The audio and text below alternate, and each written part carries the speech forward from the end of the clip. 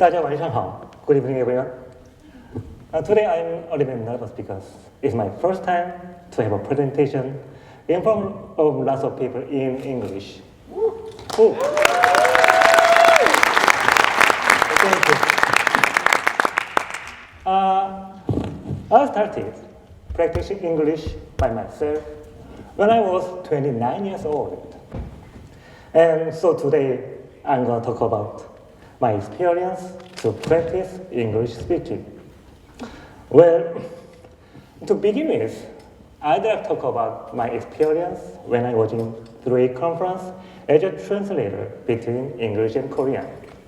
Some parents ask their teachers to take care of their children and improve their English. And teachers answer like that, of course, and we'll help your children to hang out with our kids, and it can help them improve their English. Yes, sounds great. And however, when I listen to this answer, I feel strange. I think it'll be a kind of torture for some who don't have enough confidence, especially when I remind myself of when I was young. I was attending a primary school in a very, very rural place. Very cute dog, right? It means a big dog and it's scary. Don't touch it. Have you heard about Koreans eating a dog? Yes. Yes, of course. I did. Because in my town at that time, pork and beef were very expensive. And those were wild, to attack lots of people, especially children. So it's natural for us to hunt and sell them in the market. Yet I believe some of you must have a culture shock. When I was 12 years old, my family moved to a big city. And I got culture shock too. Because at that time, I was entering kind of adolescence, and I became 30. So I felt I was an alien. Sometimes I was bullied because my Korean dialect was a little bit different from other kids. So my character has become shy and introvert until now. Yes, it's true. So when I see this poster, I can't agree with it.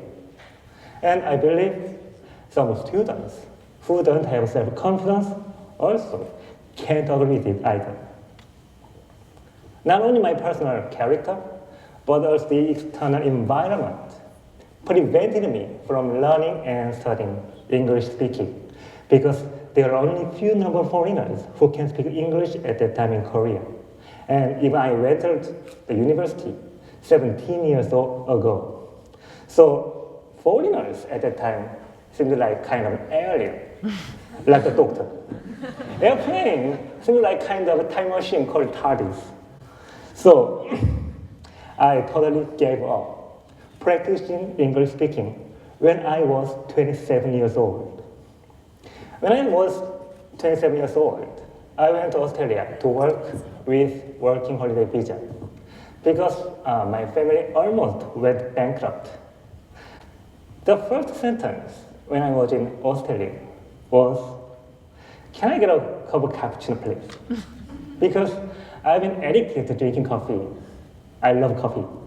However, I couldn't continue to focus on studying English because I had to make money in kitchen 24 hours and 7 days. I couldn't swim, even I was living in the surfer's paradise, very beautiful beach. And I couldn't imagine I would decide to practice English 2 years later. However, I have a dream, which is to study Confucianism and kind of a Chinese history, because I think which is very important for me to understand myself. Fortunately, I got scholarship from Chinese government and started attending master program of Fudan University in Shanghai. Yeah, that's good news. However, as soon as attending the program, I've really discovered that I won't be able to continue to my research. unless I become a professor.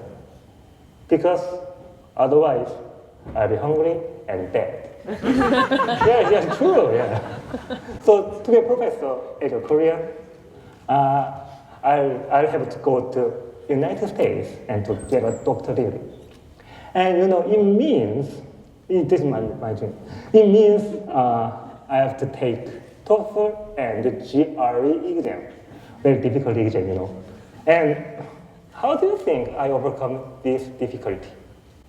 Well, the hint to solve this problem was partly from my major, Asian history. I know lots of intellectuals in early 20th century of East Asia who could speak multiple languages. For example, Chen Ke, who is a very famous Chinese historian, who could speak more than 20 languages. Kim Gyu-shik, who was a Korean diplomat, also could speak 7 languages. But it's very hard at that time to find a kind of a private academy and institution like NIS to teach and learn foreign languages. How could they study foreign languages?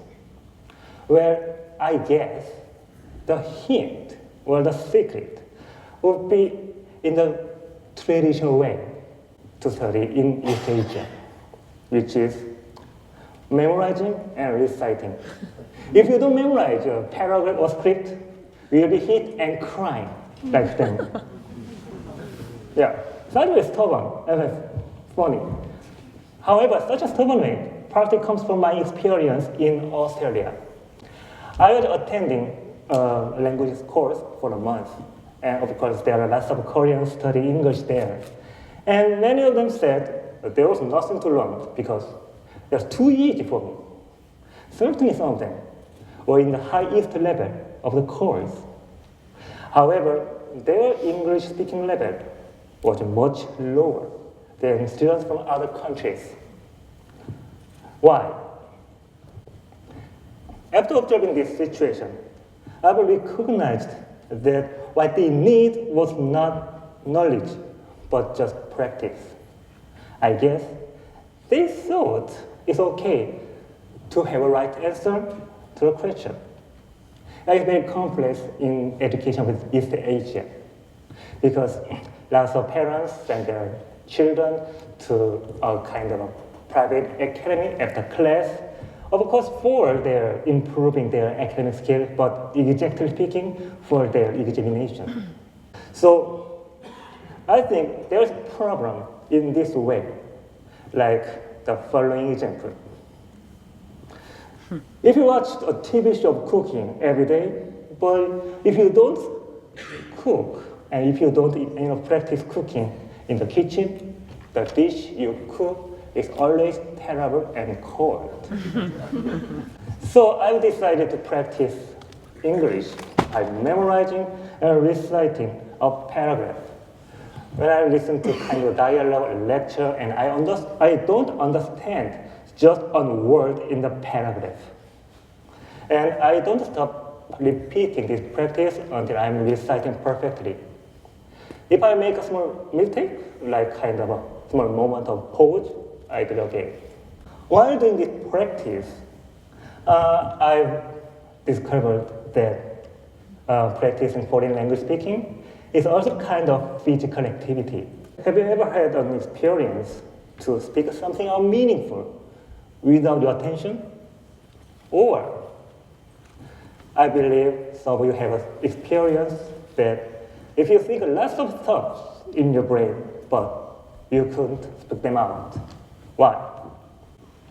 I think we can experience the same problem while we playing table tennis.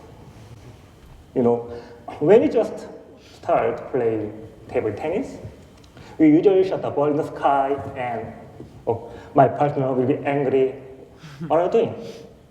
So to send the ball to our partner very safely, we have to do practice. And after doing enough practices, we can enjoy playing table tennis. And eventually, while playing table tennis, we'll forget how to move our rocket's arms because they move automatically. And after noticing this procedure, I'm not concerned about what I memorize, I forget, because I believe what I memorize must be inscribed into my mouth and tongue, because they are also a part of my body. So I have been doing this practice until now, every 30 minutes, every day. I think it's long enough, because I'll be exhausted if I speak something without rest for 30 minutes. And second of all, I see some students in NIS who is not a native speaker of English don't speak English for more than 30 minutes. I've usually seen lots of Korean students are just hanging out with other Korean students and only speak Korean outside class. And so I can imagine they don't speak Korean unless they are encouraged or forced to speak English in class.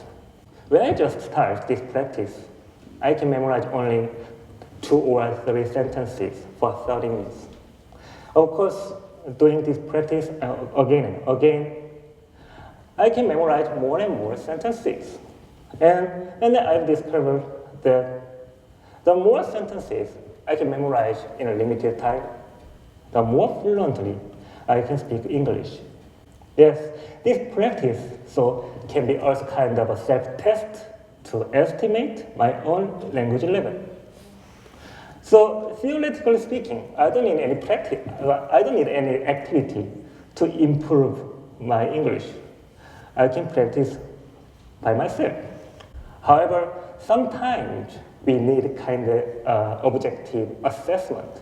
So at that time, after confirming my own language level by this practice, and then I can become more and more comfortable and confident to speak English, and then I'll be trying to take part in kind of activities. Today, what I really want to talk about is practice gives us confidence. We can experience this procedure when you climb a mountain. What a beautiful scenery. Gorgeous, great, fantastic. But it's very hard to describe how beautiful it is. The feeling when you reach the summit of the mountain, the feeling is one of the main sources of building our self-confidence. So, in this sense, Confucius said like that, 子曰，人之乐山 means a great man enjoys climbing a mountain. Because to reach the summit, we don't need any talent, but just one step. And if you maintain your step, one day you can reach the summit. So in the same sense, Confucius said, 子曰，克己复礼为仁 means overcome yourself and rebuild or recover your steps, habits, routines to be great. And there's a good example of what Confucius said. Suzuki Ichiro, a very famous baseball player of the world, and also famous for his lots of routines to be successful in the major league. All that means he eats curry rice every morning. A very simple habit. But I believe since he keeps such a simple habit, he can gain his self-confidence to try to be successful in the major league. And eventually he can be he's a legend in the major league. 3 years after I started this practice, I got an interview with a professor of history department in U.S.A. Santa Barbara. It just took 3 years for someone who can speak only kind of, can I get a cup of cappuccino, please? To improve his English to the level that to have an interview with a professor. And I got an admission without scholarship. So my family don't have no money, let me go to United States. So it means I can say I almost failed to achieve my dream. However, by doing this practice, I've understood how to build my self-confidence by doing my habits. One of the main reasons I come in here is I'd like to prove myself whether my way is correct or not to build self-confidence. Thank you.